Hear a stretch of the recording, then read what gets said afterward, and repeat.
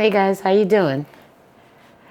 Today I wanted to talk about these lemon lime plants. You know, sometimes we're looking for a pop of color, and green is beautiful, but having the variation of that is also great. So let's hop right in.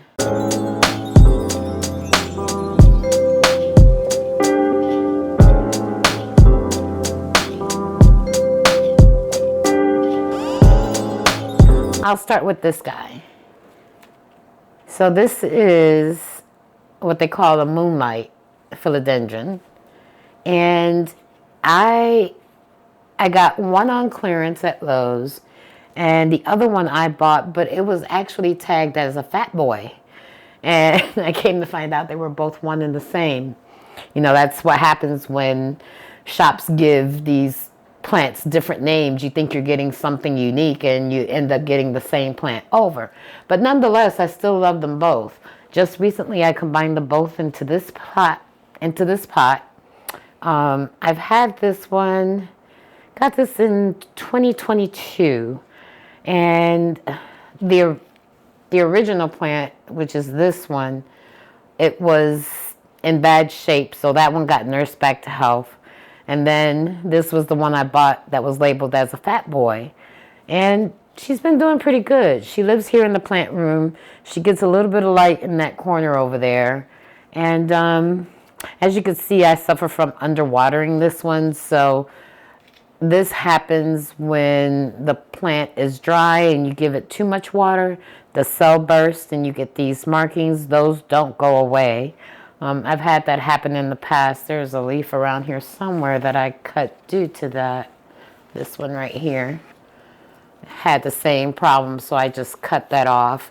But it's an easy plant, super easy to grow. I think these are native to South America somewhere. Low maintenance, ambient temperature, ambient humidity. Yeah, it's a nice one. Self-heading, so you don't need a pole or anything. She goes straight up, which is great, and she gets wide, which I can't wait for. But it's a pretty plant. So, first one in my lemon lime collection. And we're going to put her down so we could take a look at a different one.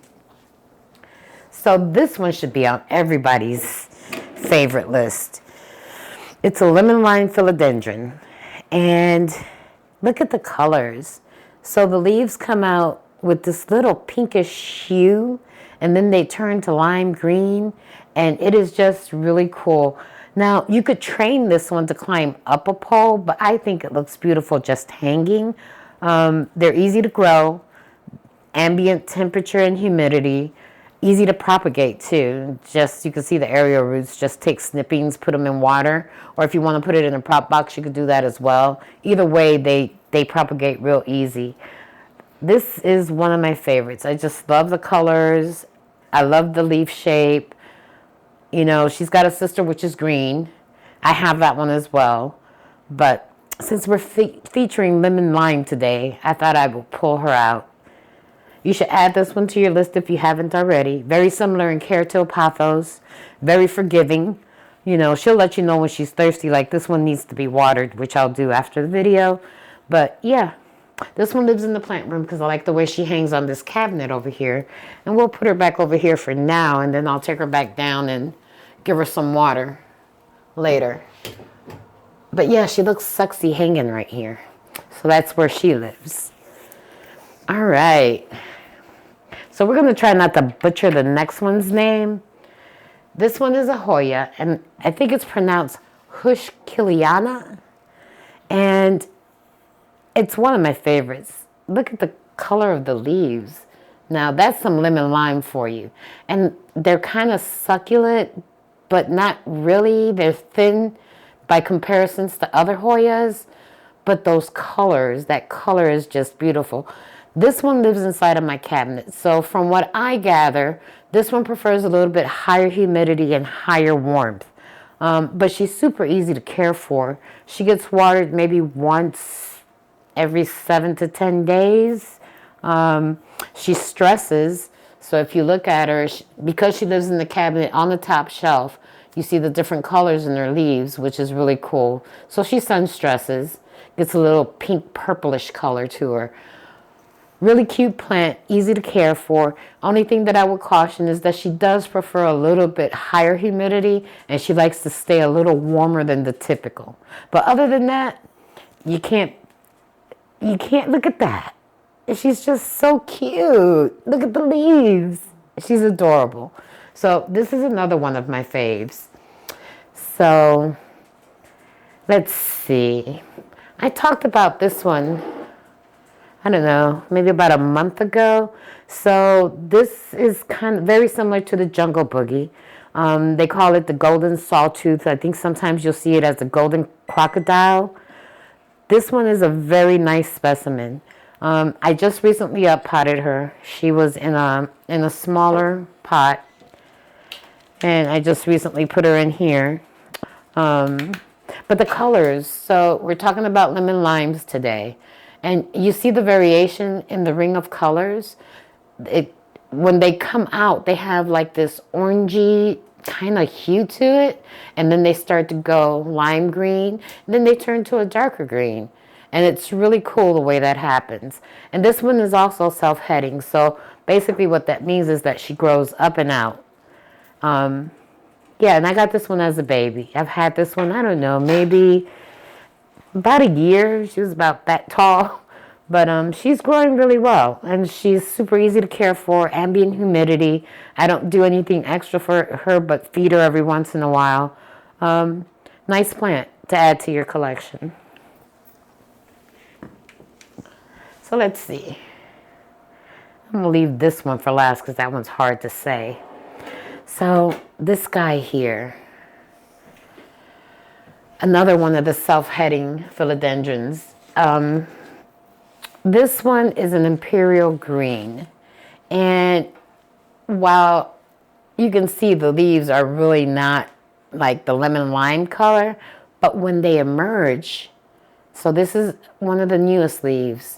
When they emerge, they do have that lemon lime color. And I love plants that do that, where, you know, the emerging leaf has one color, and as it hardens off and gets mature, it turns into a darker color. I think that's really cool. And it adds a pop of color to the rest of your green plants. So if you've got this somewhere where you've got a bunch of green plants, it catches your eye because it's just a little different. So this one is super easy to care for as well. This is no fuss, no muss. I mean, have her on the stick because she was trying to lean a little bit, trying to get her to go straight. But other than that, I water her when she's about half dry. As you guys know, all philodendrons are susceptible to root rot. So, you know, you just want to be careful with that. Put my finger in there, and when I feel about 2 down, if it's dry, that's when I water her. This one, yeah, she could use some water, so she'll probably get watered today as well. But yeah, this is a nice one to have in your collection. Very similar to the Moonlight that we talked about first. The leaf structure is a little different, where the Moonlight is a bit fatter. This one's a little bit more narrow, more spear-shaped. So it's different, but very similar. Nice plant for your collection. Don't put your face in the mic.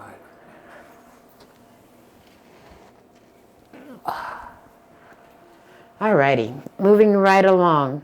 So left this one kind of like for the tail end just because of the name. So I wrote this one down phonetically. Let's see. Warshavish. Yeah, that's not going to happen. So we'll put the name on the screen down below. But I got this one really small. And I will say that this one's a little bit temperamental, at least for me. The growing habit is a little weird. I read online when I initially got this that it could grow as an epiphyte, or it could grow terrestrially. You know, they found it in rocks and things, but they've also found it hugging trees. I will say this, she does put out these aerial roots. And let me see if we can get in there so you could see. So I'm guessing that if I were to put her near a pole, she would probably grow up. But I don't know that I want to do that. I think I've got enough poles right now, so I'm looking for her to try to grow just straight up, and I'll support her whichever way I can. But this is a pretty one. The leaves always stay this color. They come out a bright green. They don't harden off to a darker color. You know, like this is one of the oldest leaves, and as you can see, it's still a very pale green, almost yellowish by nature. This one I don't have in bright light. It's more of a, I guess you could call it almost shady, because she gets light from outside, but she doesn't have a grow light or anything hitting her directly. I used to have her in the other room where there was a light right above her. She didn't seem to do too well there. So we're still trying to learn each other, even though it's been, I don't know, I want to say 6-7 months that I've had her. She's a slow grower, at least for me. In my condition, she doesn't grow very quickly, but she is a pretty one to have. And again, I water this one when she's almost dry. This one also got up potted recently. She was in a really tiny pot and she seemed to be struggling, drying out too quick for me. So yeah, cool plant. Just very, very slow growing. And the spots you see on her, those aren't bugs. That's just because she just got repotted and I got dirt on the leaves, and I'll wash that off the next time she gets water. But yeah, very cool plant to have. And kind of lemon-limish. All right, let's put her back over here and take a look at the next guy.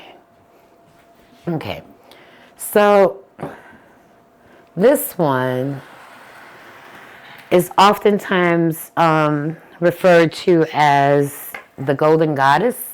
I've heard people call it, you know, like Malay, something Malay. And I think that's when you've got this type of variegation on it. This one I've had for a while. She's struggled a bit, but she seems to be happy in her new location. The leaves are kind of spear-like. And let me get a little closer so you could see. It almost reminds me of the Painted Lady. She's got these very light variegation. Looks kind of like a paint stroke. A cool plant, super easy to care for. No fuss, no muss. I water her maybe about once a week or so. She's not on a schedule, just when she feels dry. I recently read that if you give it a moss pole, it'll grow bigger leaves. I had not intended to do that with this one, but I might revisit that because there's 3 plants in the pot, and right now I've got them supported with bamboo stakes. So I think she might benefit from being placed on a pole. I'm going to consider that as if I could figure out where to put another pole in the house. But yeah, super easy to care for. One you should consider for your collection, especially if you like that lime green color. It's the perfect one. And then the last one I have to show you. So this plant has been with me for a very, very, very long time. She's been cut back several times. Oh, she wants to be... Okay. I've had this plant, I want to say about 10 years. And this was way before I knew anything about poles. She's got a bunch of bare spots, up in here hidden on this thick thing that I made for her many, many years ago. But I'll tell you, she's one of those troopers. You know how pothos are. They keep on giving. No matter what you do to them, no matter how much you mistreat them, a pothos is always going to keep kicking. So this is the lemon lime variety. And there are a couple of leaves on here that sometimes sport a little bit of a variegation.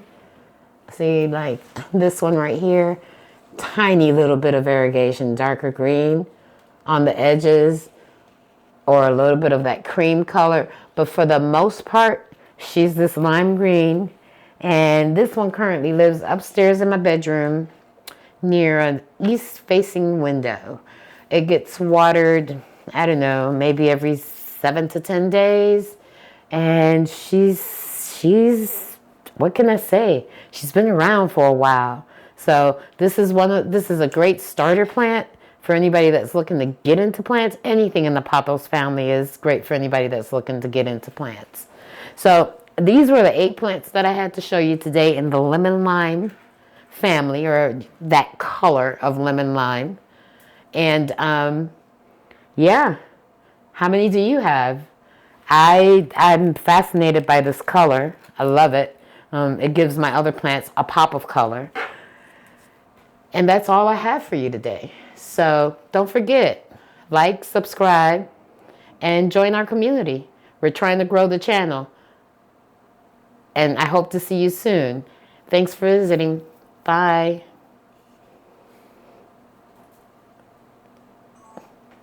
What did you say?